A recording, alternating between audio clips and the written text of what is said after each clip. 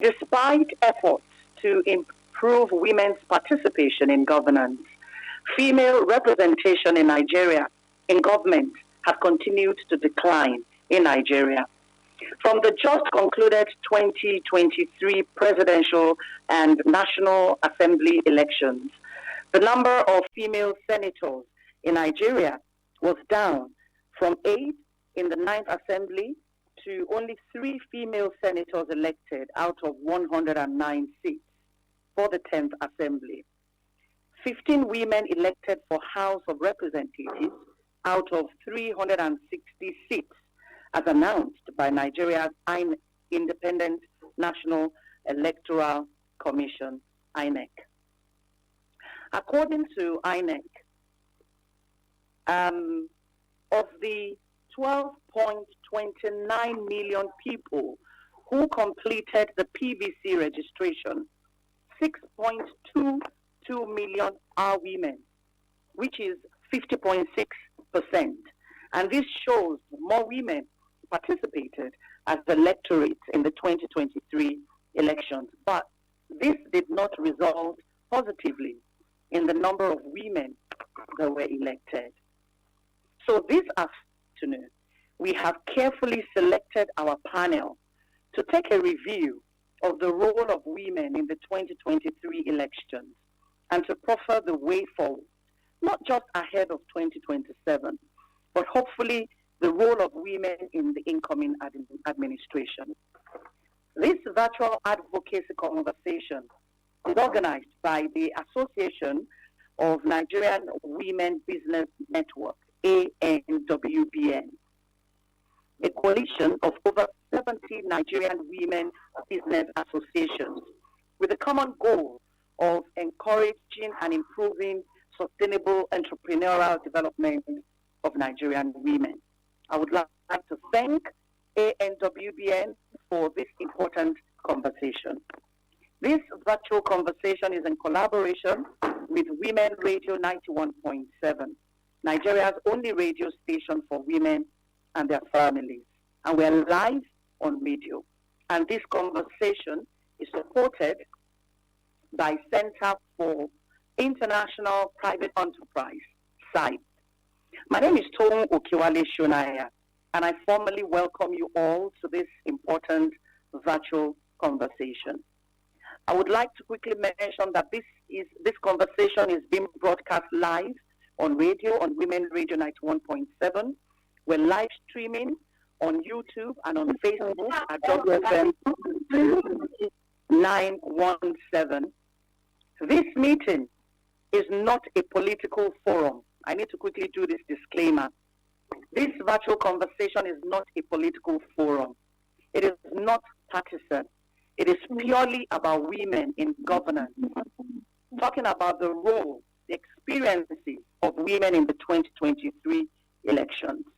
And so we are not a political party. We're here for women. At this point in time, without further ado, I would like to welcome the National Coordinator of Association of Nigerian Women Business Network, ANWBN, Mrs. Angela Ajala, to give us the welcome remarks. Mrs. Ajala, you're welcome.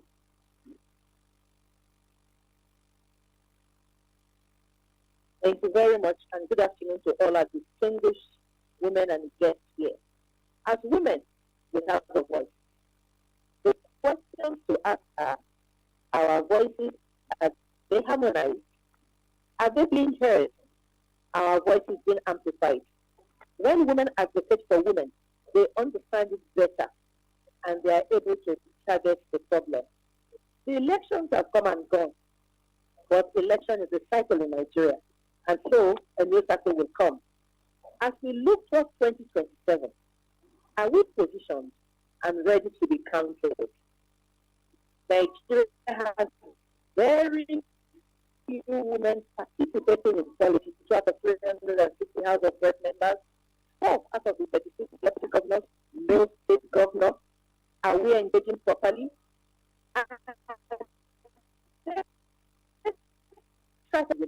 Where does it all start from? What are our barriers? Is it fear of violence? Is it finance? Is it lack of trust among ourselves? Is it social-cultural entrenchment? Is it patriarchy? What are the challenges? We are here this afternoon to begin to chart a path for the future. Politics is about wanting to make changes, and it's about service. I will leave our experts and distinguished guests to do justice to the topic.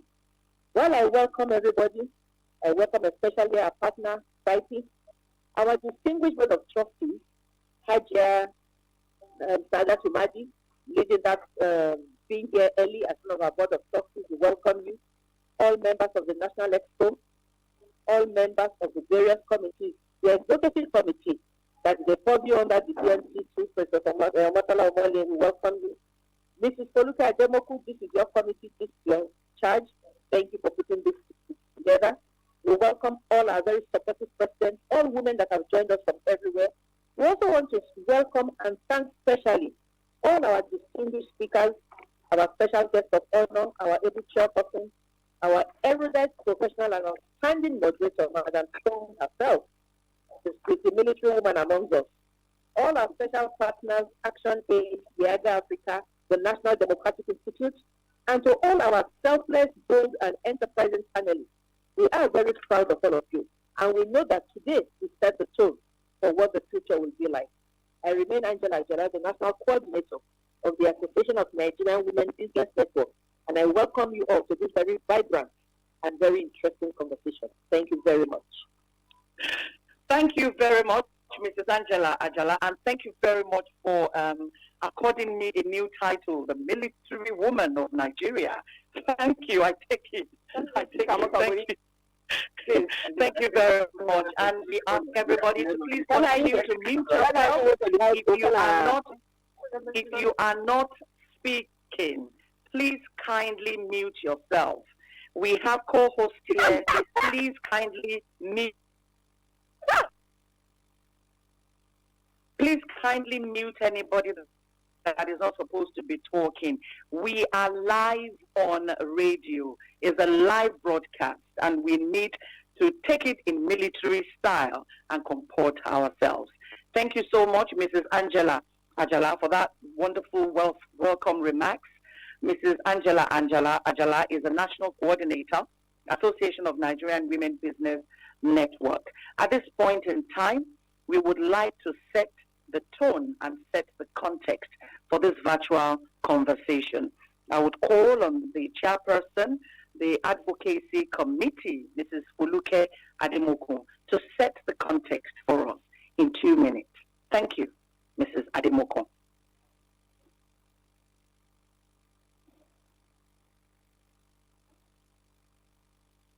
Mrs. Ademoku, if you can unmute yourself and set the context for us. Thank you.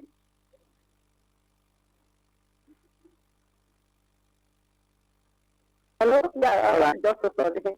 A very good afternoon, good morning, wherever you are joining us from.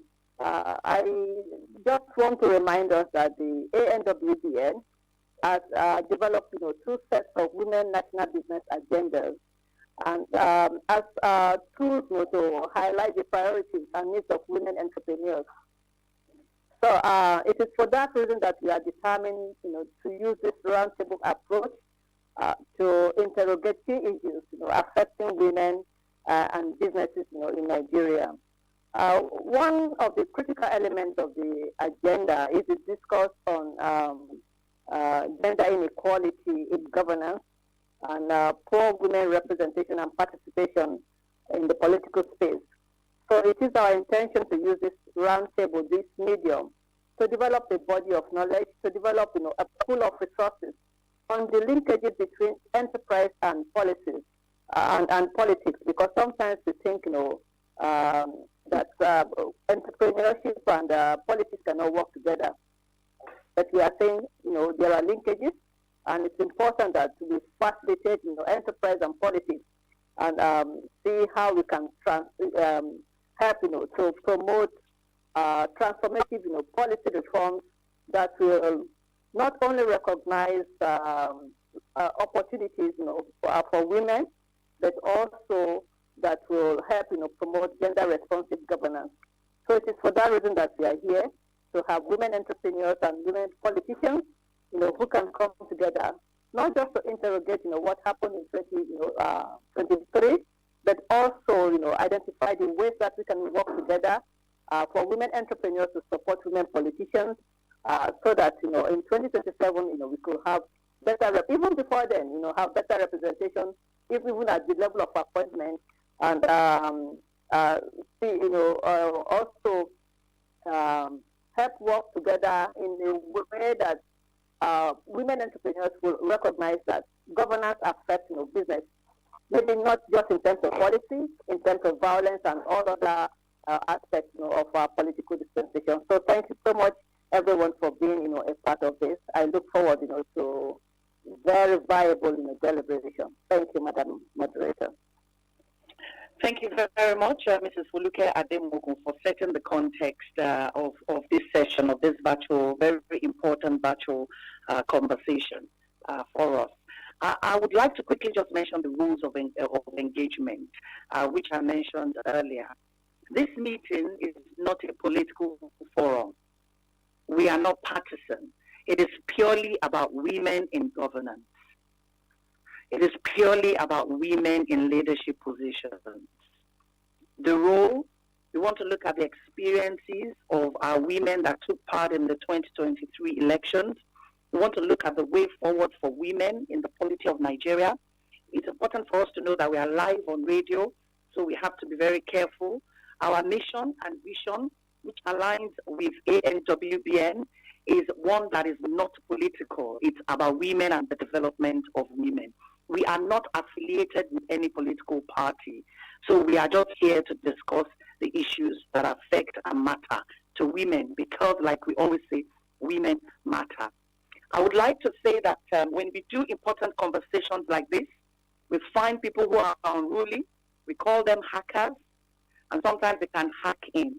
And so if you hack into this very important conversation, I have my colleagues and the generals of the generals here who will hack you out. So if you find your way here and you are not meant for this conversation, my colleagues will hack you out. And once we hack you out, you cannot join this conversation again. So please, can you all mute your microphone? If you are not talking, I can hear myself echo. If you're not talking, please mute your microphone. It's only when you're about to talk that we would like to have you put on your microphone. We thank everybody that is part of this conversation. We thank everybody that arrived and came in on time. And we can assure you that we will be keeping to time with this conversation. At this point in time, I would like to call on our able chairperson, the chairperson of today's virtual conversation, to give us her opening remarks. Dr. Ifeanyiwa Nwakwisi is the Executive Chair, Women Aligned for Growth. My doctor, over to you with your opening remarks. Very much. Dear beautiful women, I want to thank God for the opportunity to be chairmaning this conversation. This conversation is a conversation that is very, very dear to my heart because I know the Nigerian woman. The Nigerian woman is strong, resilient, determined, committed, prayerful, and has all the attributes to decide the fate of this country. And again, we are nurturers. We are the work bringing youth and men. Why will we not be part of the decision making that influences the outcome of the lives of us and our children? My dear women, I'm so glad to be here, and I want to thank Angela Ajala for getting me involved in this initiative. I happen to be the executive chair of Women Aligned for Growth, and it is an initiative that God ministered to me to set up to encourage the Nigerian woman to increase the caliber of who she is and stop waiting for anybody to give you leadership. Go out there because you've been blessed with the innate resources, you've been blessed with the health and energy, and the passion and the power to choose whatever you do to go out there and get it. So let's start this conversation. I got a call from Dame Parentalen, the Honorable Minister of Women Affairs, and she apologized profusely because she's sort of having to deal with so many things. She said that she'll tell everyone here that her heart is right here, even though she's not with us physically. She's here with us spiritually, and whatever we decide, she's going to be part of it. So, why are we here today? Why are Nigerian women that are so richly endowed with all sorts of gifts by God, the homemakers, the nurturers, why are we here in Nigeria and not being represented in the leadership, political leadership of this country? Let me attempt a conversation right now. Historically, women in Nigeria have been underrepresented in political leadership positions, with men dominating political parties, government appointments, and elected offices. In recent years, there have been growing awareness of the need for gender equality in politics, and efforts have been made to increase women's participation in the electoral process. For example, in 2019 general elections, a record number of over 2,000 female candidates ran for political office in Nigeria, contesting for various offices. Although there was an increased number of women who participated in the political process compared with preceding elections, which was seen as a positive development for gender equality and democratic representation. Sadly, my dear beautiful women, the number of women successfully elected into office was at an all-time low. According to the survey run by Premium Times of April 20th, 2019, they noted that while there are 91 political parties in Nigeria, which should allow for better odds of women in politics, however, it was the worst election ever since the inception of democratic rule for female candidates, with women winning 62 offices out of the 2,970 different electoral offices in the country. Breaking down the figures, this meant that 7 women were elected into the Senate, 11 into the House of Representatives, and 4 deputy governors, and 40 women elected into the State of Assembly. To fast forward to 2023, there was a 2% decrease in female voters, from 49% to 47%, and a 28% decline in female candidates.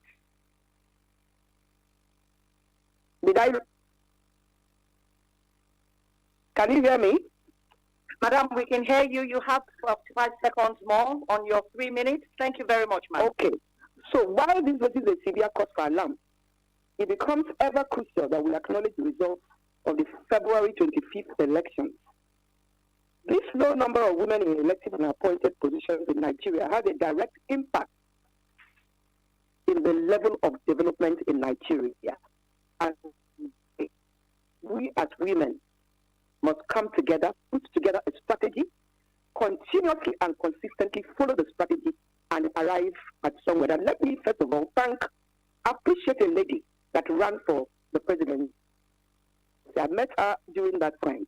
Khadija Okunolamidi, we salute you for having the courage to come out and say you're running for politics. Women, we can do it.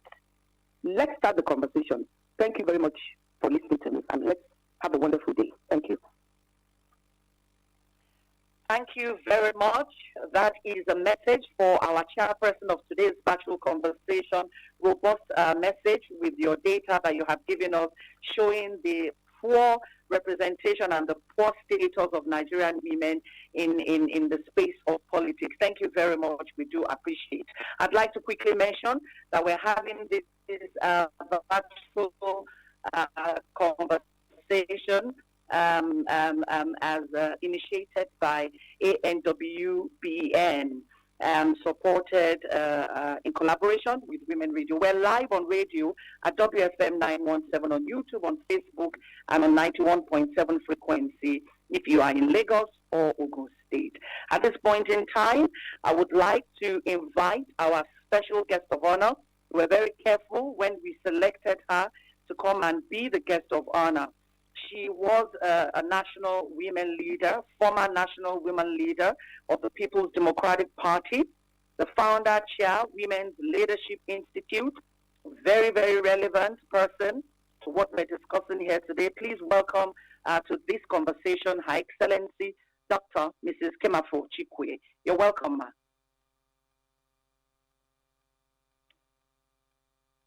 Can you unmute yourself, ma'am, and let's have your comment, ma'am. Thank you.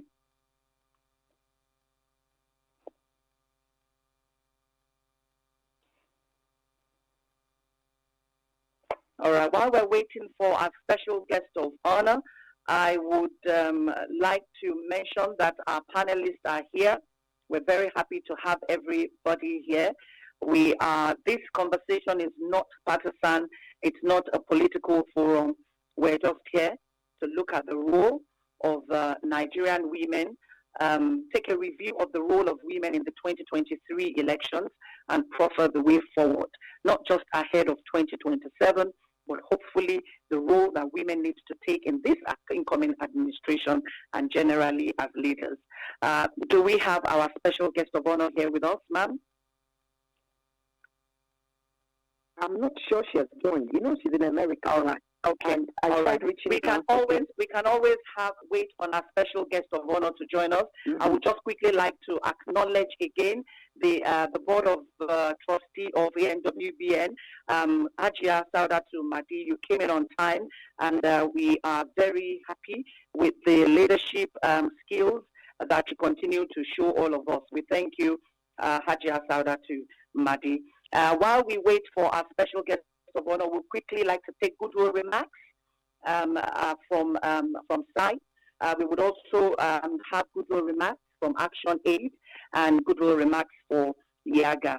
Each organization to please give us 2 minutes goodwill remarks. If we have Madam Lola here, we would like to have your goodwill remarks from site. Thank you, ma'am.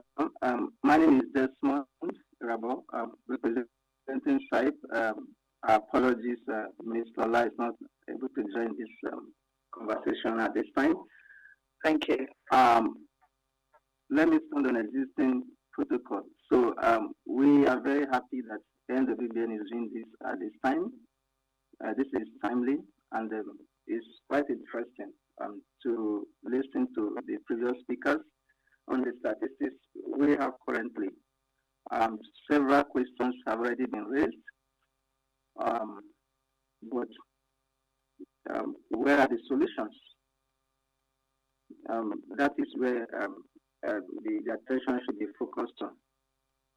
So we will look forward to ANWBN engaging further with key stakeholders,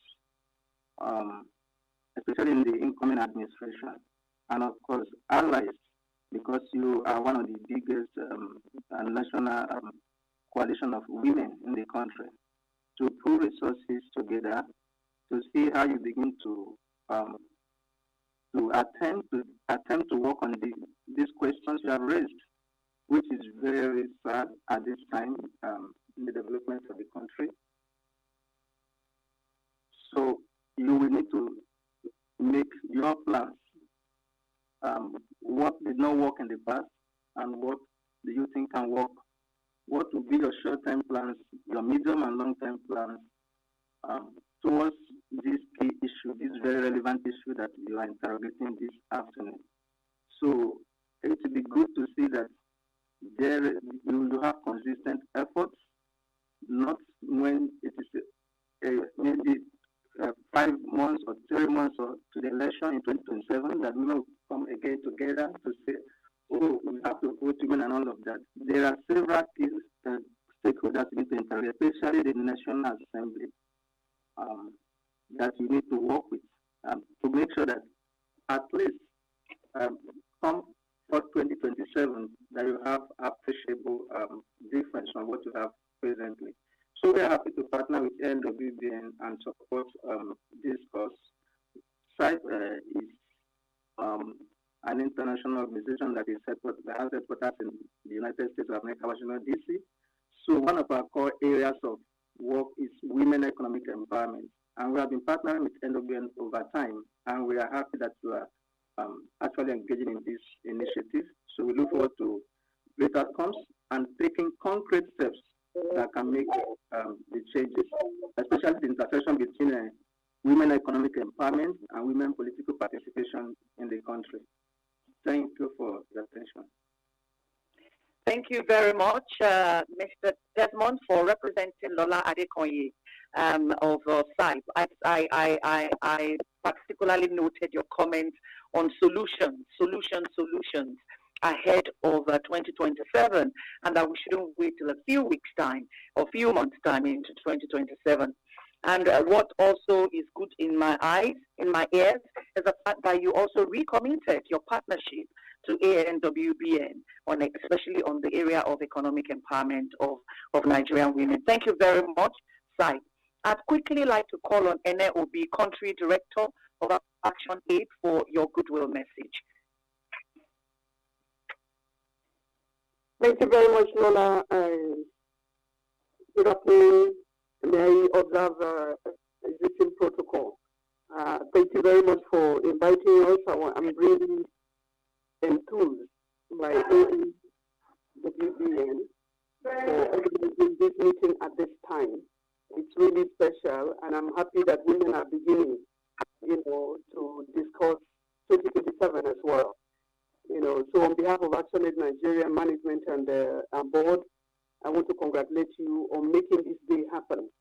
I always say the Chinese revolution started with only 12 people in a boardroom. And so it's really distinguished to have all of my sisters, very distinguished sisters here. Many of you that I recognize, many of us who have been on the battlefield. And I really appreciate Tony for the great job that you have been. Since the day I met you, I saw that Women Radio came on board. You have never rested, and we're happy to partner with you and also work with you.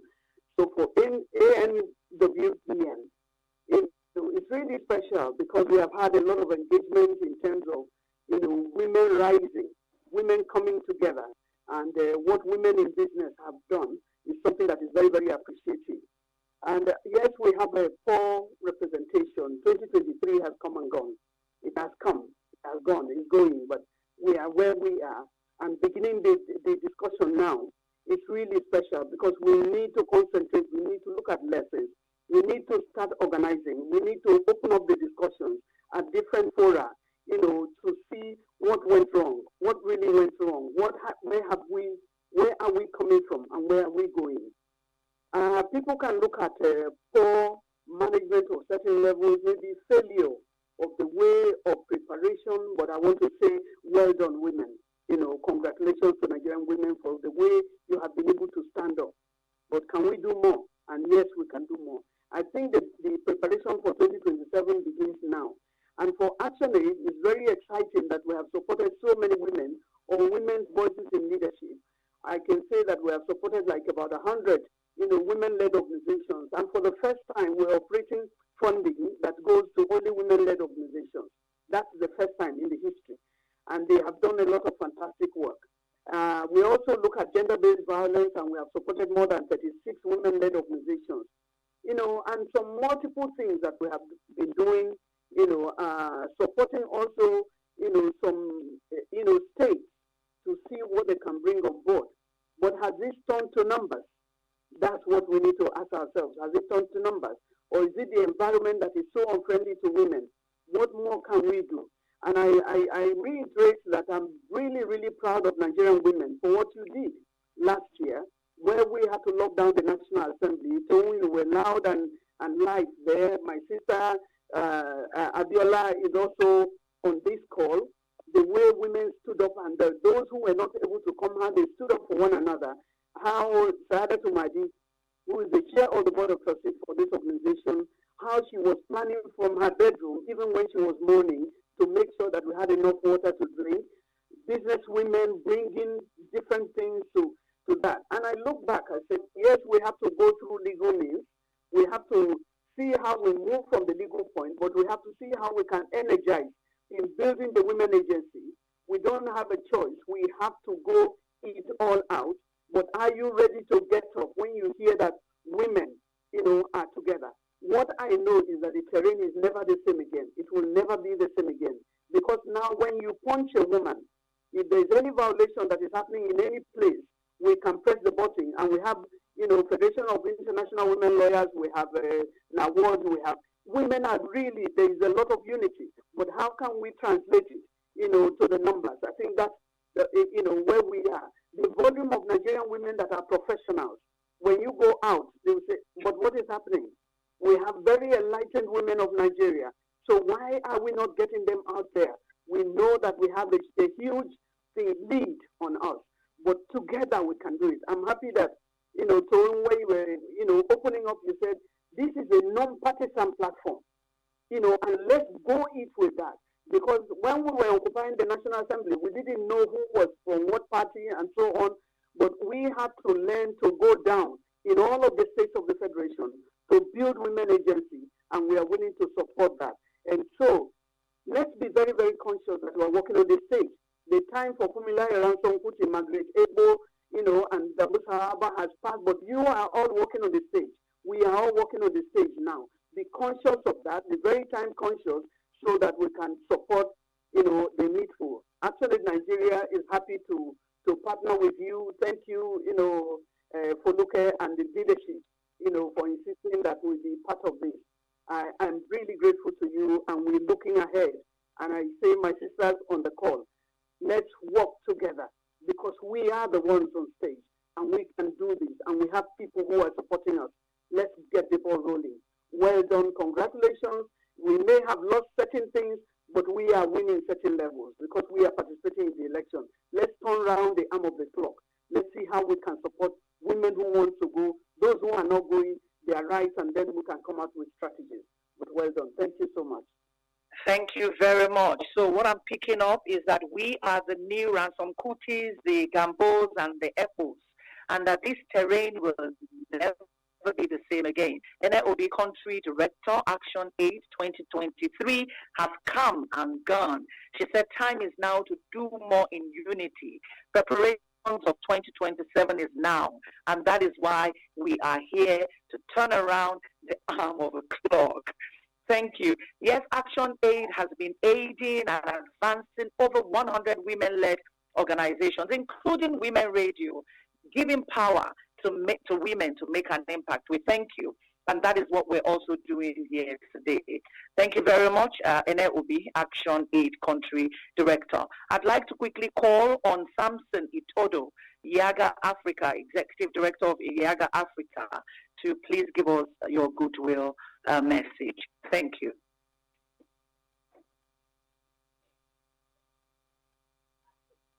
Do we have Samson Itodo with us? A number of our women need to quickly be at the National Assembly as they have been inducted today. Okay, if Samson Itodo is not here, we can always call him later. I would like to go straight into the business of today. I would like to call on Honorable Kafilat Obara first. Why? Because she will need to excuse herself as she's been inducted as a legislator of the 10th National Assembly shortly. Honorable Kafilat Obara has promised to join us if she's done before we end this conversation. Honorable Kafilat Obara, congratulations once again, and you are welcome. Let's have your experience. How was your experience during the 2023 elections, and what do you think is a strategic way for us to move ahead to ensure that we have more women in governance ahead of 2027? I'll give you 3-4 minutes to do that. You're welcome. Thank you very much for having me. Good afternoon, everybody, all the panelists, all the participants, and all the organizations here present. I want to first of all appreciate the organizers of this program, and of course, the Women Radio as well, my sister Twain. I appreciate you. You are ever on standby to amplify issues that affect women. Thank you very much. Well, if you ask about my experience, I'm going to be very practical. without going into the details of all the statistics that we have all over the place. But the most important aspect is for us to note that today, as we speak, Nigeria in the whole of Africa is the 55th, the last country in terms of, women participation in politics, women representation in politics. And it's really sad, it's so pathetic, highly unacceptable, not satisfactory at all. We are not happy about this development, and we believe that the incoming administration will be able to do more in terms of appointing positions before 2027. I'm very happy that this conversation is coming on, because this means that we have all realized that the journey to 2027 starts now. For now, I think we should start walking our talk. We have done so many talk. Women, we have been talking. We have to start to walk our talk. Presently now, I think in 6th April 2022, there was a Federal High Court there was a judgment that they should ensure that the 35% affirmative action is upheld in Nigeria, to ensure that in terms of appointed positions, the government of the day will be sworn in on by 29th of May. So as women, we have to start talking about this. We have to start the conversation, start the discussion, so that the composition of the cabinet for the incoming government will comprise of more than, even 35%. So as from my experience, I want to say that it was not an easy one. Women, we need to support ourselves. We have a lot of successful women who have, made it over time. They occupy a lot of, top level positions globally, but we don't find them in the political space. How helpful have women been to women? These are some of the issues we need to address. There are a lot of, political, fora that we attended, women developmental fora, women engagement and all that, trying to sensitize, emancipate, and inform us on the way to go before the elections. We attended a lot of capacity building, functions. But I want to say that if we are not going to be supporting the women in terms of the materials they need for election, financially, these are very critical areas when it comes to election matters. It has been very, very difficult for a lot of us to be able to in this aspect. But we just thank God that we're able to make it in the long run. If you look at the people that supported you, if you make a list, you find out that you find very few, just one or two women. Women, we don't look for ourselves to support ourselves. You don't wait for the woman to come to you. When you see a woman that has the capacity, that has the competence, that has the character, that is ready to take the bull by the horn, that is ready to go all out of the battle. Because election, I can tell you for free, is not an easy thing. I'm not trying to scare anybody, but it is not an easy journey at all. So when you see such women, let us try to come together as entrepreneurs. I think the topic that I saw there was about the role of entrepreneurs. We need our entrepreneurs to come together. They should be more coordinated. They should be more organized, and they should have the political will. It's very, very important for them to have that political will, because once you are not interested in the whole thing generally, you will not be interested in doing anything. So that political will comes first, and then when we are organized and we are coordinated, we can move mountains. We can do a lot. For instance, look at our women in the market, the fabric sellers. If you go to Idumota, go to Balogun market and all that, if we are able to coordinate all this, our women, to support fellow women, we are going to go a long way. Politics is not cheap. It's too expensive.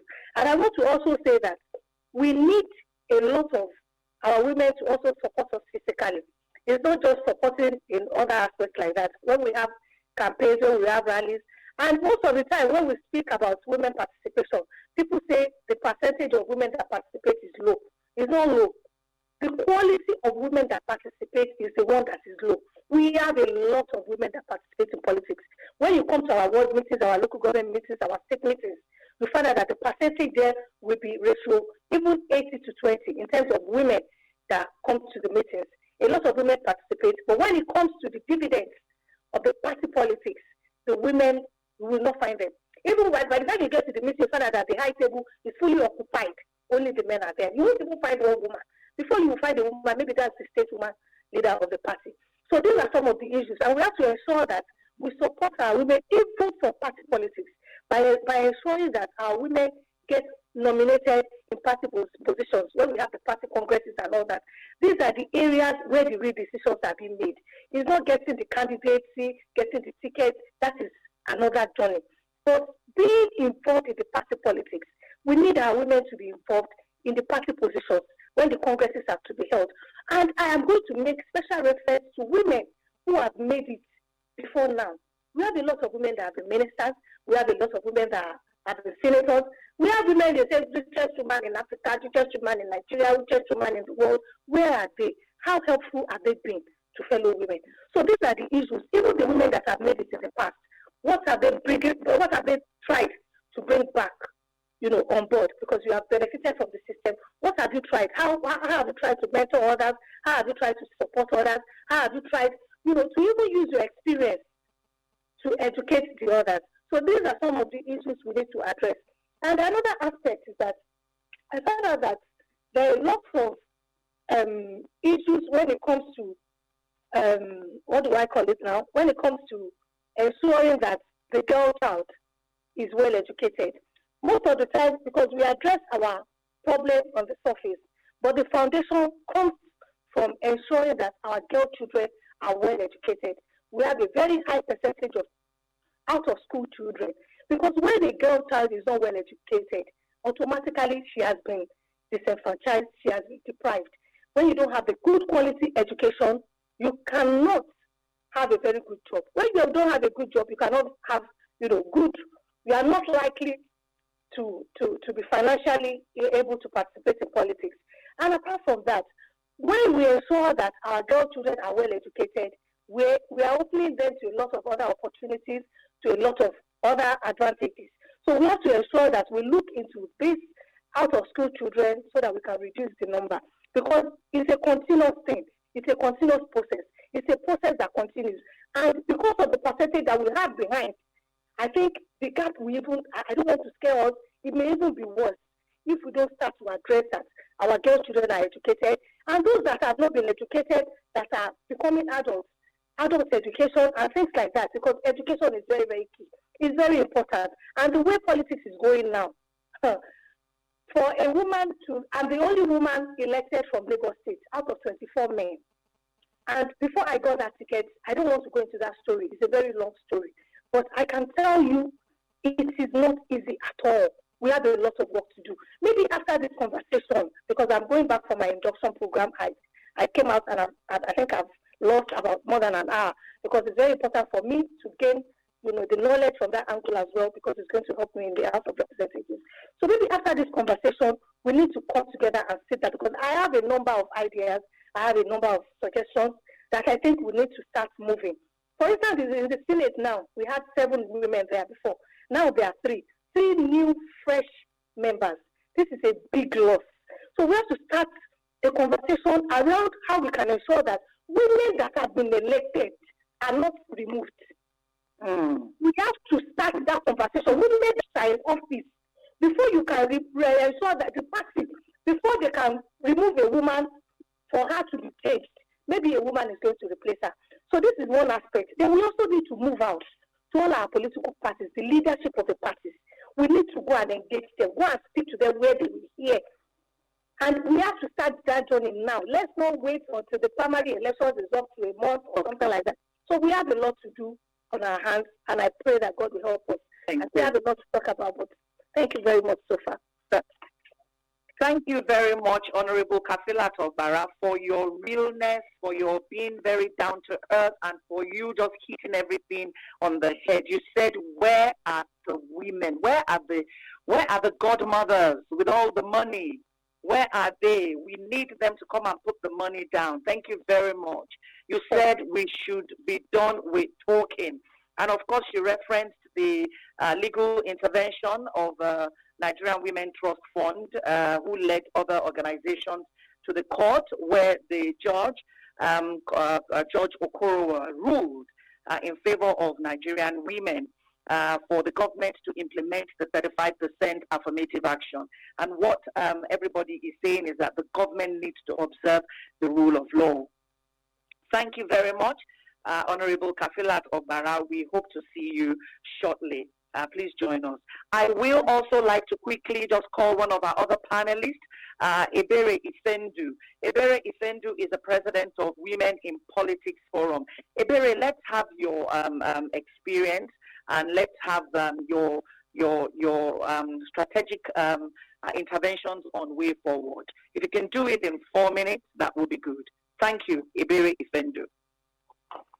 So, special guest of honor is with us, just to let you know. Ambassador Chikwe. Okay, thank you very much. We'll take our special guest of honor shortly. We will quickly take Ebere Ifendu now. Thank you, Ebere. Yes, thank you. So, good afternoon, everyone. I'm happy to be here. This conversation is timely. I wouldn't say it's late. I would still say it's timely because what is before us is the zoning problem that we have presently at the National Assembly with the political party APC trying to zone the principal office position.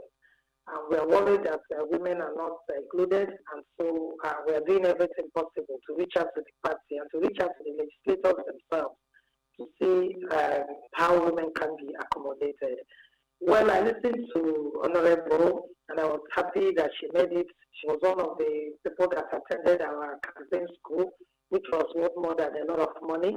I understand that most times people will be asking for physical cash, and it may not be forthcoming because most organizations do not have the mandate, to make cash, donations to candidates. But be that as it may, I'm very excited that we have our women that are back to the, especially House of Representatives, as ranking members. So yes, we have done a lot of work. We have coordinated, we have networked, we have done a lot of advocacy to political stakeholders, to candidates themselves, to party leadership, traditional leaders, and everyone that is involved in one way or the other in politics. For me, I think on our part, I do not see where we have not covered.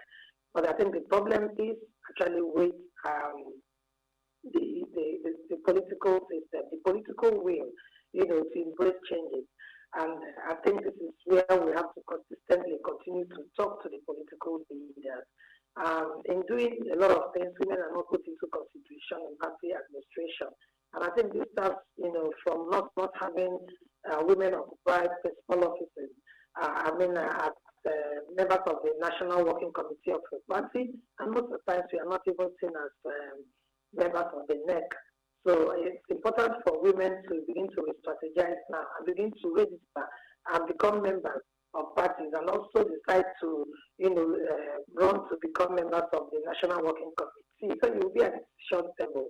Unless we have our women there, it may just continue to be our story. But every time women will not get tickets, and women will not be able to be voted for. It's only when you become a candidate that we'll be talking about, voting for you. We have seen what has played out in the political scene, including what has happened in Adamawa State. We can see that we have a woman as a deputy governor that has increased our slot to 7. But, we rather have, honestly, a first elected female governor. So you see that we just have to, make it possible for ourselves to see where decisions are being made. And for me, for us to have more women in elected positions, we must have more women in party leadership. If we give tickets to more women will be elected, and then our story will be different. But how do we get the constitution to work for us? So just made mention of the court case. We have 8 organizations that came together, to go to court on behalf of Nigerian women against the federal government, and we got judgment. And that judgment says that the national gender policy should be respected. And then you see that even the men as they campaign, they are always using that, as something they will talk about. Oh, we'll have to work with women. There's 35% affirmative action. And when they get there, and for me, we shouldn't be begging anymore. The Constitution is clear. Gender policy is there. There's a court judgment, even though they have appealed, But we know that even if the matter is taken to Supreme Court, we'll still win the matter. They are just delaying it, but we'll get to that point. So what I want to say here is all the other organizations should support, what others are doing. And then let us see it as a collective project. It's not an individual organization project. It's a collective project that we have all come together. Because the story of the gender, the court case started from somewhere. So at every point, organizations are coming in. So it's a collective ownership. So for me, I think that more organizations should come in to embrace it. And then as you're going on appeal, come and give your support. And then let us see that our voices are being heard. So for me, let us work more with political parties. Let us work more with the leadership, and then see how we can, support women. I would have loved to listen to Ambassador Kemachikwe before my presentation. Unfortunately, she didn't join at that time. Because I know she's an experienced politician, she's worked with women, and she's been able to fight for women when she was the national women leader of PDP. The much we also did, and that's how we all started the Women in Politics Forum. We were just women leaders who felt that we should be heard, who felt that we needed people to join us from outside to speak to our respective parties, and we started Women in Politics Forum. And that's what we are doing today. So for me, there's a lot of work to be done, but have we done well? Yes, we have really done well. And I want to say that Nigerian women, they are very resilient, and then all of us, we are everywhere. And I pray that there will be more success for us. Thank you so much. Thank you very much, Iberi Ifendu, President, Women in Politics Forum. Yes, this virtual conversation is live on Women Radio, on Facebook and on YouTube. And we can listen to it afterwards, Iberi, if we miss this live conversation. So you can listen to our Excellency for her special remarks, the special guest of honor at some point in time. Thank you very much, Iberi Ifendu. I love the fact that you said, the woman agenda is a collective project. It's a collective ownership, and we need more groups embracing and coming together for our voices to be well amplified. Thank you very much, Iberi, and we appreciate and celebrate all that you're doing for Nigerian women in politics. Thank you. All right, this conversation, once again, we thank ANWBN for giving us this opportunity to have this very important conversation, a review of the role of women in 2023 elections, the way forward. I'd like to quickly say again, this is not a political forum, so let us be mindful of the things we are saying. We would like to have our special guest of honor, the founder, chair, Women's Leadership Institute, a former national women leader of the People's Democratic Party, a former Minister of Transport and Aviation, a woman of expertise, of experience, Her Excellency, Dr. Mrs. Kemafo Chikwe. Our special guest of honor would like to have your remarks, ma'am. Thank you. Well, thank you very, very much. Let me start by apologizing that I'm being late. I'm actually not in the same time zone with Nigeria, and I think it affected my early participation. Let me also congratulate Nigerian women, especially the women whose voices I've heard this morning. I think the resilience resonates all the time. But time has come for us to ask ourselves, where is this problem coming from? Because the rhetorics have not changed. Yes, we have won the court case. Yes, there's a constitution. Yes, there are policies that should be turned into the favor of women. But yet we're still, not just are we complaining, but things are still happening negatively. The diminishing of members of the National Assembly is not encouraging at all. And it shows that something is seriously wrong with our system. Well, about women and politics, honestly, we must have honesty of purpose. We cannot talk about support all the time. Who will support us? The people we're talking about to support us are competing with us. But what is happening to Nigerian women is fundamental. And honestly, each time I'm called up to speak, I want to say the truth and how I feel. There is no convergence of women in Nigeria that is statutory. Everybody is doing their own things. Everybody has their own organizations that they're running. Everybody has discriminatory platforms. And that is where the problem is coming from. And because I have the privilege of being an older person, let me take us back from where we started.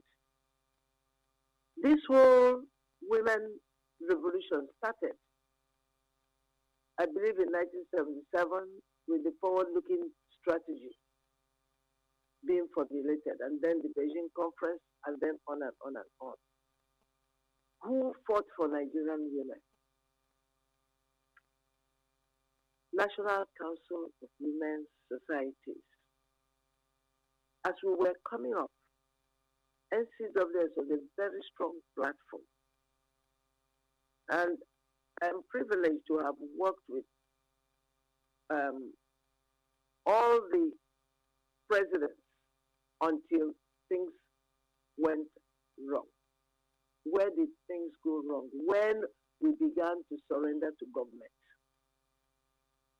Every organization is looking up to government to fund it.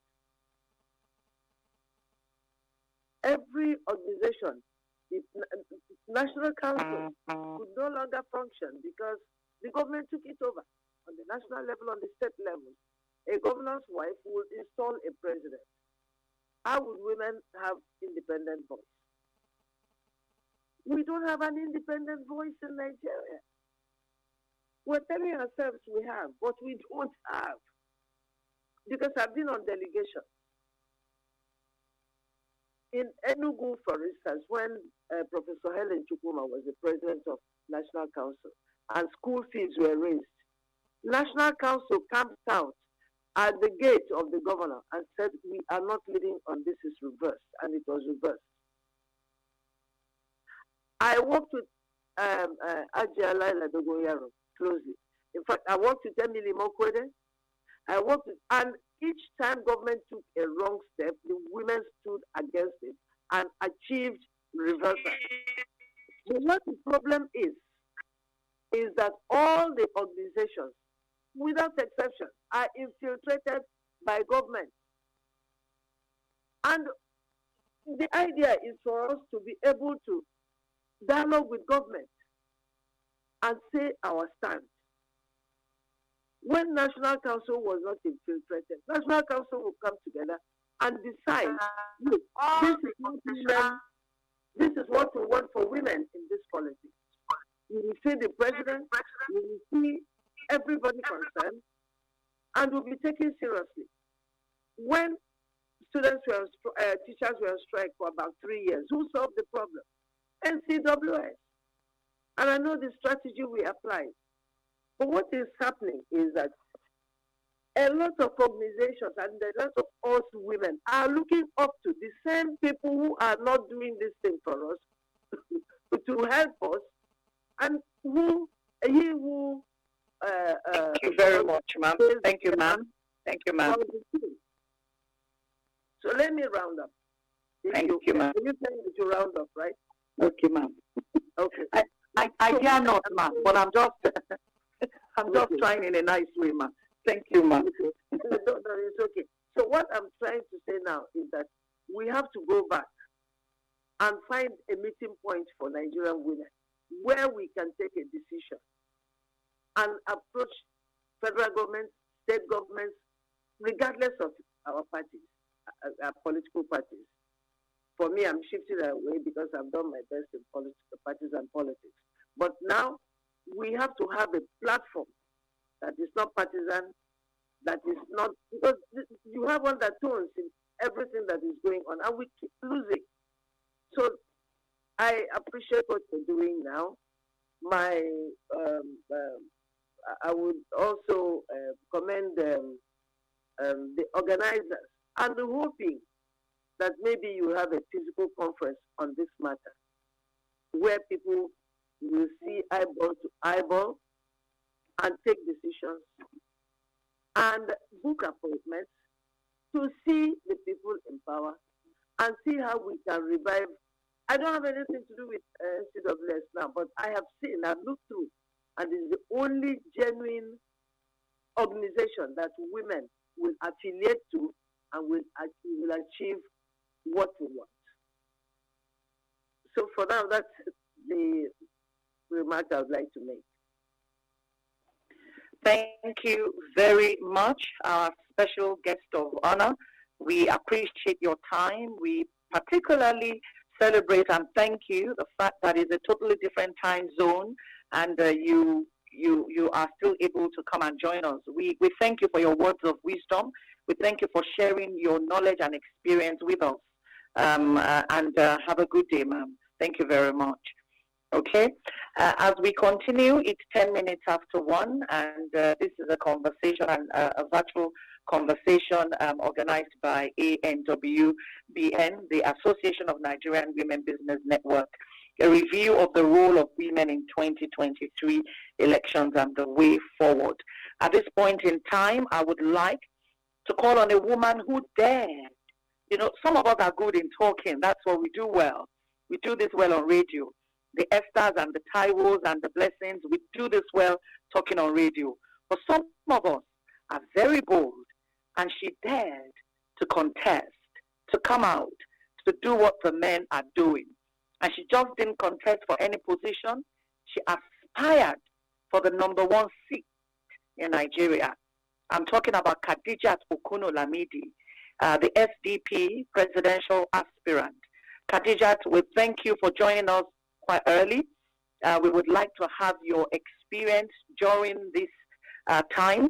Share your experience with us and quickly tell us what you think is a strategic way we need to push forward for us to have more women represented in governance. And after you, I will call on Dr. Abiola Akiode to come on. Khadijat Okuno-Lamidi, over to you. Thank you. Thank you. Good afternoon, everyone. I'd like to thank the Women Radio, I think it is, and especially Dr. Ichi and the organizers of this event. Dr. Ichi and I we've been going back and forth on women and what we need to do to move forward. My joining this event actually is to learn. I ran a campaign, and my campaign was full of women, and I think that was why it was very successful to the point where we did make an impact, and I hope we did inspire participation in politics in this cycle of elections. But really, I'm glad I'm on here because I've learned so much. People who are in positions and people who have been, it's always important to learn. But what's most important is that we now know that politics is won on the street. So it's important that as women we come together and we understand that we must form a viable force where we can negotiate and let people understand, let the government understand what we need as women. I like what the lady who is the new House of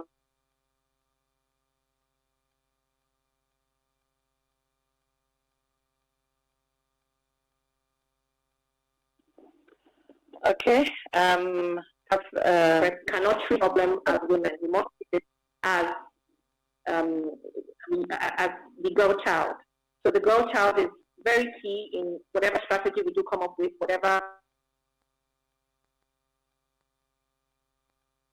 solutions that we. I also wanted to understand I think our spending patterns as women is quite different. So political spending is a different ballgame. It's not, women are naturally frugal, we're naturally managers. So spending in politics does not require management. It's a different ballgame. So we must also enhance our style of spending when it comes to politics. That's another thing I wanted to mention, mode of spending. Then it's important to understand why are you in politics. What does luxury definitely look like to you? Because some of us still go into politics, and when we're hit with the perks and the spoils of office, we can tend to lose our way, and we can tend to have ego climb on us, and we forget what we're there for, really. So that's another thing I wanted to mention. Then earlier, patriarchy was mentioned. Patriarchy, I think women generally, we are the foot soldiers of patriarchy, so patriarchy cannot function without us. But there is the matter of funding, there is the matter of violence, fear, and lack of trust. Yes, there is. All those things matter in this ball game, because if we do not trust ourselves, if we do not believe that, I don't have that experience anyway. I've been helped mostly by women. So I don't have that chip on my shoulder. So I wouldn't be able to come from that fear or lack of trust perspective. And I think that perspective is really media driven, and it's also a strategy to keep women apart. Because if you think women will not help you, will not approach women. But women did help me, no matter how little it was, no matter how, in every aspect, they did help me. So I don't have that experience. I was going to also talk about, what was I going to talk about? I was going to talk about, yes, putting resources, NGOs.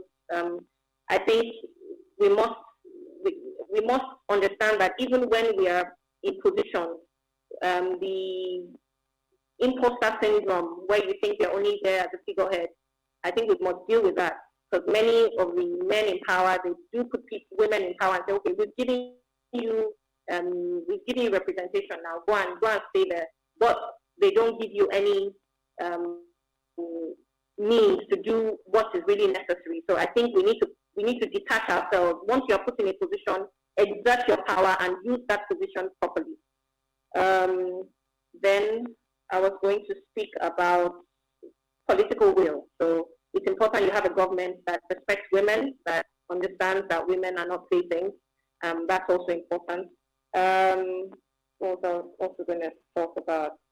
Yeah, we have to engage every arm of government. So the armed forces, I see that Mrs. Tone here is, they've given her the role of army officer here. So we do have to also engage all the arms of government. So the Navy, the Air Force, the Army, these are also places that women are, and the police force. So we have to also understand that there are women there, and we have to look out for their own interests as well. Then entrepreneurship. Yeah, going into politics requires money, but it also requires that you have a means of livelihood. So it's important, I believe, women should be entrepreneurs before you go into politics, because then you have a foundation and you have something to lean back on. So yes, I'm glad that I've listened to all these things. I believe that as most people speak, we will be able to come up with a proper structural solution where we can put up a framework and use all our individual resources and our individual capacity to come up with something that would work. We also need allies in the form of men. We need men that that we're close to, that will be able to engage and bring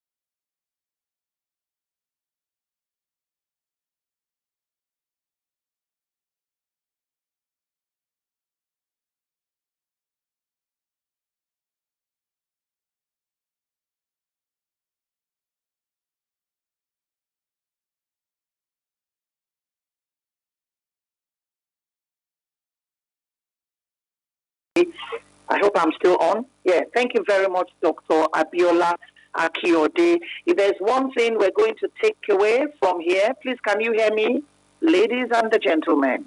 Yes, we can. Yes, thank you.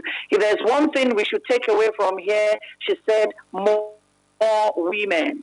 Hashtag more women. We want more women as female ministers, 35% women in the incoming administration of Asiwaju Bola Ahmed Tinubu, more women, 35% women, female ministers, 35% more women in the ministries and the departments and the agencies, 35% more women across all board. And that is what we're saying, more women. Deconstruct the superstructures. Deconstruct the superstructures. And if we cannot deconstruct the superstructures, let's go down the legal framework. Thank you very much, Dr. Abiola Akiode Afolabi. It's 24 minutes to 2. We need to quickly wrap this up.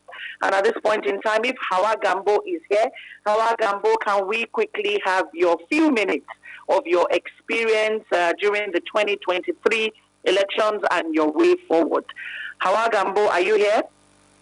Yes, I'm here. Can you hear me? Thank you. Thank you very much. We can hear you loud and clear. We welcome you. Thank you. Thank you very much. Good afternoon, everybody. Hello.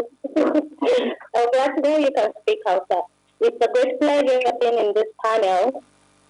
This is a conversation that is long overdue and much needed. We all know there's a problem that needs to be solved, and I'm super glad to see all the very outstanding voices, very outstanding women coming together to say we have a problem and we need to talk about it. Because the problem you don't talk about, you cannot solve.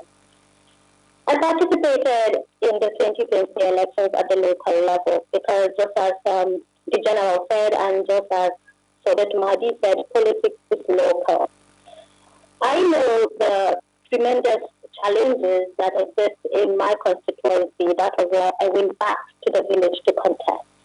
And every day I thank God for the courage to go on with it and contest despite the challenges. Because up to this moment, well, perhaps in 2027 we'll have more women. I have been the only female that have gone on the ballot in my constituency contesting for the House of Representatives. And of course, we didn't win. Very few women did. That goes to show the gravity of the challenges we are facing. And I am glad my sister Kakilat has outlined a lot of the challenges. Lack of capacity in different ways. Those who have the capacity may not have the financial muscle to pull it off. We ran our campaign on crowdfunding and on voluntary participation for campaigners, and it was a tremendous success despite the fact that we did not win at the polls. The one not winning at the polls is not an indicator of failure because I know the challenges we surmounted. And even during the campaign, I remember telling my campaign team that we cannot play politics the way men do. We cannot play men's politics. I'm not a man. I have to play women's politics. And the general just reiterated that. And I was so smiling and so glad in my mind that I am glad I've been thinking in sync with my mentor because I was one of the 300 plus women that Watsi mentored during the campaign. What do women need to do? Exactly this. Come together to talk about the gravity of the problem we have on ground. One thing I always say is that it's not just politics. Being a woman in Nigeria is a lot of hard work. So coming into politics, I think, makes it double. So it is not always possible to have a woman with the mental and financial capacity to run a successful campaign and get elected. So we have to learn to leverage on our strengths and our different capacities to ensure that this gaps are filled because they must be filled. I'm not sure if the continuous agitation, I don't know, will bear any fruit because I've come across a lot of men, both within and outside government, that continue to tell me if women want power, they should go and take it. Nobody gives you power willingly just because you demanded for it. We're not living in the 80s. You cannot manipulate us. All those kind of things. And when I received the nomination form to run, I realized it was a moment of truth for me, and I left my job, and I'm glad I did. So we may receive the 35% affirmative action, but I am very certain we must also put ourselves out there, continue to put ourselves out there and contest and run for office. And I will mention this again because it is something that myself and a lot of the women I have met during campaigns have gone through and are still going through. Not many of us have got the financial capacity to run a successful campaign and win election. So Nigerian women must come together to find a way to support women who have visionary capacity to be leaders, to support them to run elections. A lot of women organizations supported myself and some of my colleagues during our campaign. Out of 8 of us, just 3 won their elections. It's better than nothing. But we were only 8 out of over 1,000 plus women that contested. What happened to the rest that did not get support? And all of them, we can't say all of them do not have the capacity. Even having the courage is capacity. That is what I have learned. Because I have come across a lot of women who could have done well in the political space, and they told me, no, I can't do it. I don't have the courage. I know you. So courage is capacity itself. And for those of us who have the courage, we may not necessarily have the support. We need the support base as well as financial capacity to run. And this is why Nigerian women must come up to support women like myself, because we have a value to add to the system and we can change a lot of things. Kapila did mention something I have always said. Equality begins at home. We cannot have hope to have women run for office if a lot of women struggle with inequality right from their homes, lack of access to equal opportunities, lack of access to education, lack of access to self-development. How can we hope to have this women run for office?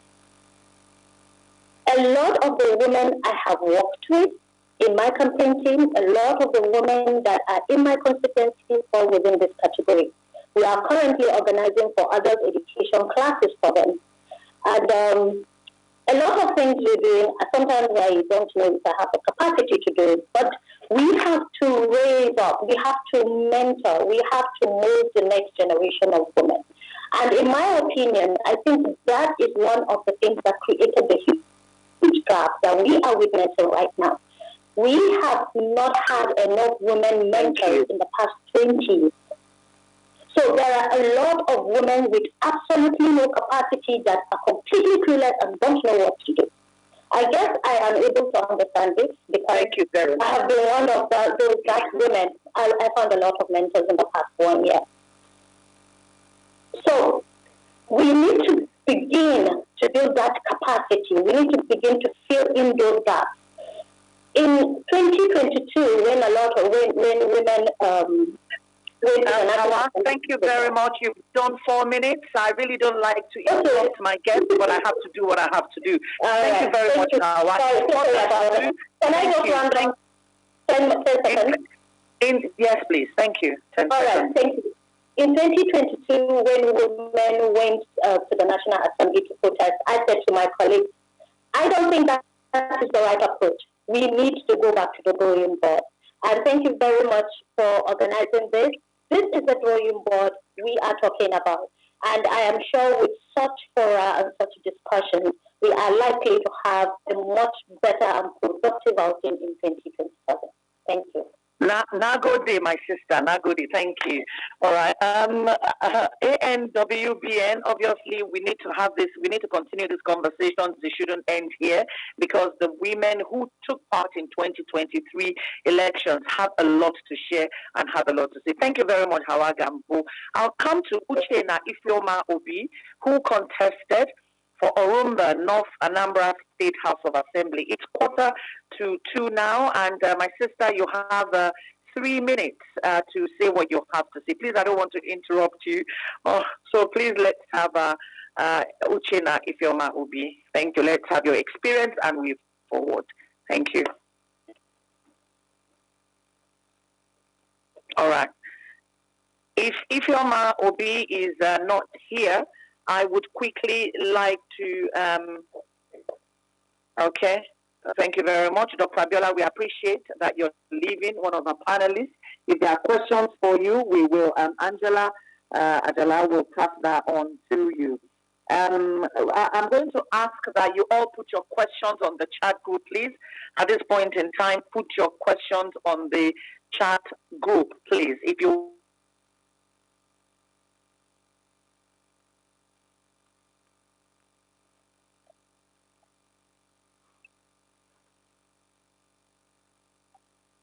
So we'll take all the questions in the chat room. Please go ahead and put them there.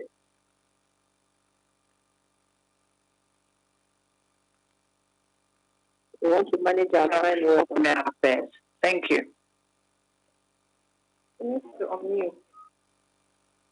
All right. Tumaka, please, can you unmute yourself? Can I have every other person, please, muting your microphone, please? Thank you. Madam Tumaka, if you can unmute yourself. If you cannot, Madam Angela and Dr. Ifi, can you take a decision for somebody else to read the message of the Honorable Minister for Women Affairs? Dr. Walker, please go ahead. You have the right in front of you. Go ahead and read. Thank you. Thank you.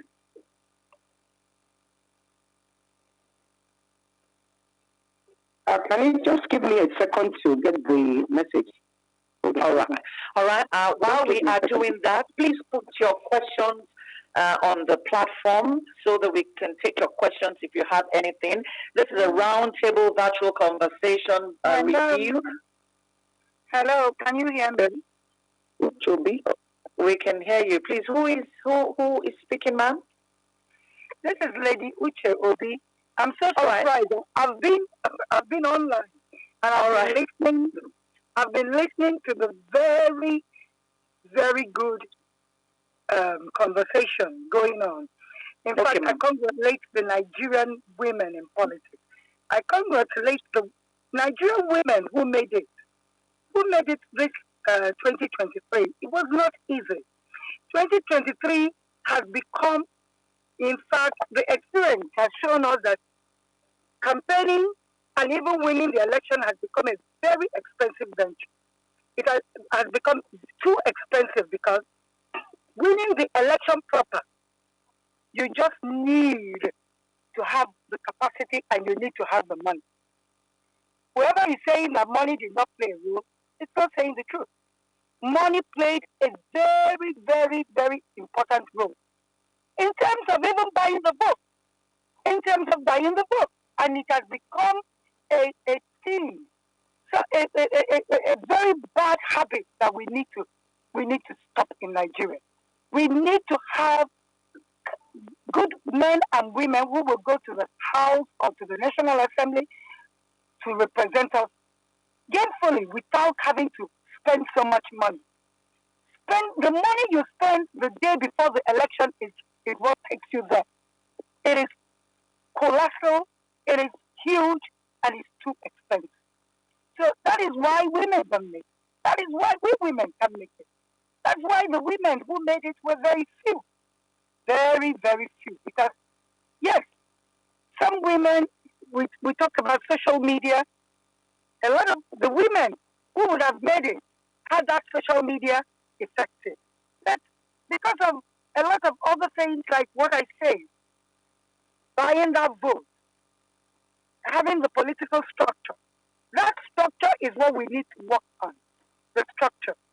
Making sure that women empowerment, giving that affirmation, getting that 35% is what will take us there. So that we, in fact, Ab Initio will now say, these women, whether you make it campaigning or that you're going, because we have made provision for you. Please, I thank you all. I hope that I've made a point. Women doing well, first of all, in getting somebody that will sponsor you to all the levels of politics, campaigning, grassroots campaign, and then the election proper is the most important thing. Thank you so much. Thank you very much, Lady Obi, for your comment. At this point in time, we need to. I can't see any questions here. I can't see any particular comments and questions here. I'm just going to read a comment that is put here. It looks like everybody has raised the necessary and relevant comments. From Princess Kowan, she says, this is to all women who are interested in the political seat to please carry rural women alongside. With all the plans from day one of your interest in political careers and your state and in their constituencies, let's talk less and move to action. Thank you very much. I also have Foluke here who said critical issues, priorities for women's representation, retention and superstructure, organized on 35% affirmative action. At this point in time, then I think I have someone who mentioned here that money matters. Money matters. More than money is also political education. It's 8 minutes to 2. We are still live on Women Radio. We are at WFM 917 on YouTube and on Facebook. And this is a live conversation organized by ANWBN. We thank you for this. At this point in time, Foluke, are you reading the minister's comment, please? The chairman is. Yes. Okay, let me read it. Let me read it. Because the chairperson is also going to give us next steps. Can somebody please read the minister's message? Please. Thank you. I'll quickly read the minister's goodwill message. We all are aware that transitional progress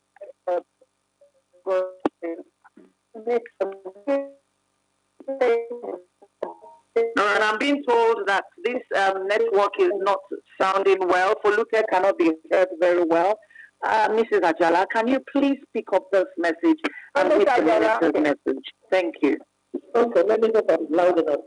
I thank you for inviting me to attend this very important conversation at this time in our political history.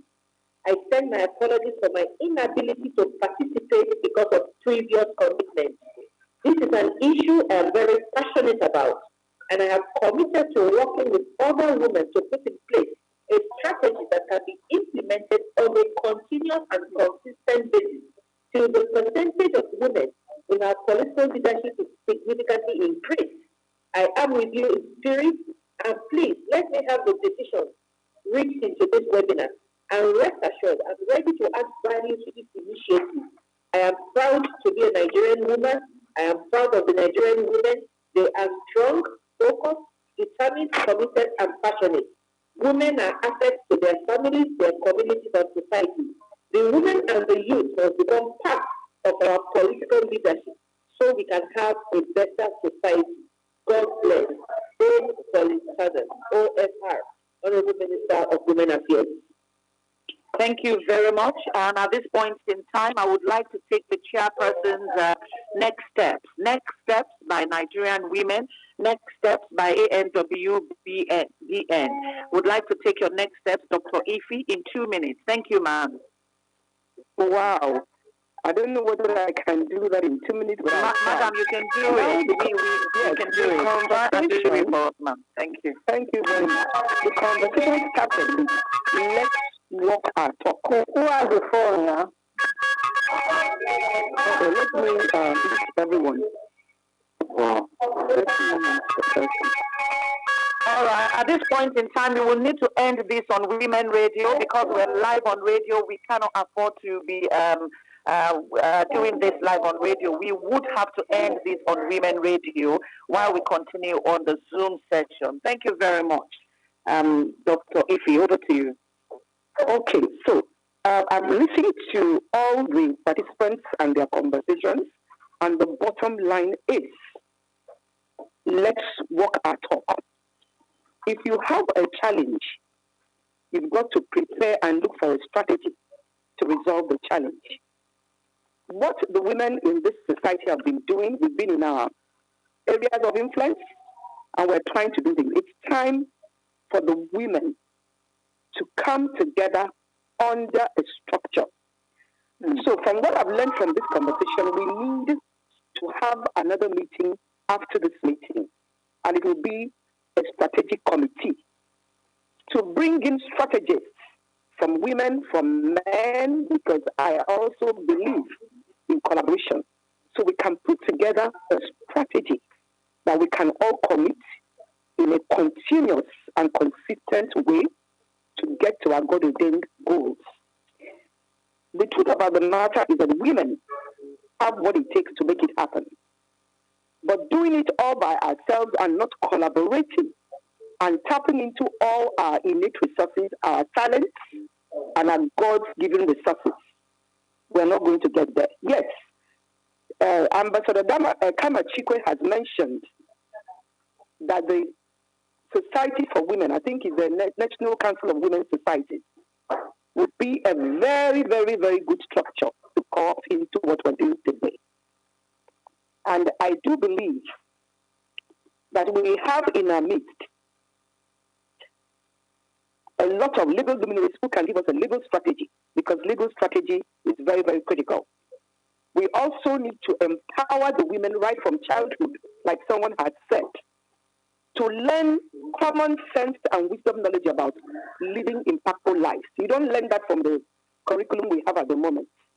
One of the things I'm actually proposing is that our leadership has to modify our educational curriculum so we can begin to teach young people the way to grow up to be leaders.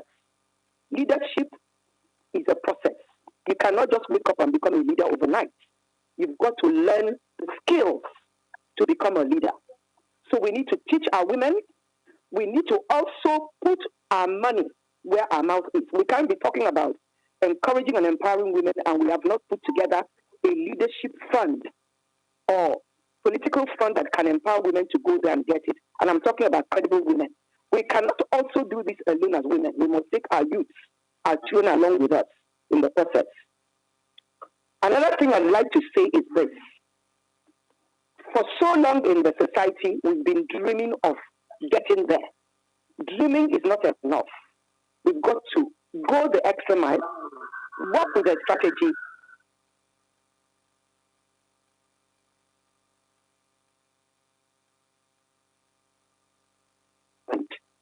so I want to congratulate you for this moderation you did in a very beautiful way. In fact, after this meeting, I'd like to have a conversation with you. And Angela, you know we work behind the scenes. You're a powerful woman. Let me seize this opportunity to thank everyone that has come to this webinar. And of course, the conversation continues. I love all the Nigerian women. You're all looking beautiful, and we can do it if we believe we can. As a man thinketh, so is a man. So let's think it, and let's do it. Thank you all for listening. Thank you very much. Yeah, you are not going because I have another job for you before you go. We need to do the vote of thanks. We need to thank everybody that has been here. Before I ask you to do that, so we'll give you about 2 minutes to do vote of thanks. But before then, let me quickly take the message from Babatunde Musa. He says, she says, education and reorientation, no one gives power. You must earn it with the support of men and fellow women. And Hawa said, yes, talking is no longer enough. Talk and walk the talk. Talk and walk the talk. And for me, Adiola says, more women. Annabelle Ugokwe says, address the issues of low women representation requires a multifaceted solution. She thinks collating all the recommendations from this program will go a long way to developing the blueprint Nigerian women need to change the narrative. And so I would like to come back to the chair of today's conversation, Dr. Ifeanyi Nwakwesi. for the vote. Thank you very much. Beautiful. Doctor, sorry, please, Doctor. But I'm so okay. I think you wanted to check if the National Democratic Institute is on board. NDI. I'm trying to think if that's Annabelle. So I checked and I can't see anybody with the title of NDI. We will do this again. Is NDI here? National Democratic Institute, please, are you here? Okay, well, thank you. Thank you. I did check. Thank you. So we would like to thank the National... Good afternoon, everyone. Thank you, Madam Magdala. It's been quite an interactive and very interesting conversation. I've been taking a whole lot, and really, we look forward to really taking this discussion further further from this meeting. So thank you very much for acknowledging it. Thank you all. Thank you. Thank you very much. Dr. Ife, you have 1 minute to do this for us. I know you can do it. Dear beautiful women, it's my greatest pleasure to thank each and every one of you that have attended this webinar. And I believe I can see a lot of people in the house. So Luca is here, Galaxy, Tou, Agatha, Aisha, Angela, Annabelle, Hajalami Tumaka is here, my bestow, Nkechi Ali Balogu, Miriam Mente, Michael, Modupe. Oh, you can't thank everybody, ma. We don't have No, I'm almost done. Please, I'm almost done. And everyone else I've not mentioned your name. It's been a pleasure to be with you, and the conversation continues. Please, let us stay connected in this initiative, and I'm sure that by God's grace, we'll do it. Let me also give a special appreciation to ANWBN under Angela Ajala. And of course, Tou, we love you. You are the voice of the women, and we'll continue to have this conversation. Good day, everyone, and God bless you. Thank you very much, ma'am. Thank you very much, ma'am. And we come to the end of a review of the role of women in 2023 elections, the way forward, as organized by the Association of Nigerian Women Business Network, a coalition of over 70 Nigerian women business associations with a common goal of encouraging and improving sustainable entrepreneurial development of Nigerian women. This conversation is in collaboration with Women Radio 91.7, Nigeria's only radio station for women and their families. We thank you, Women Radio, for giving us 2 hours live broadcast. And this this conversation is also supported by Center for International Private Enterprise.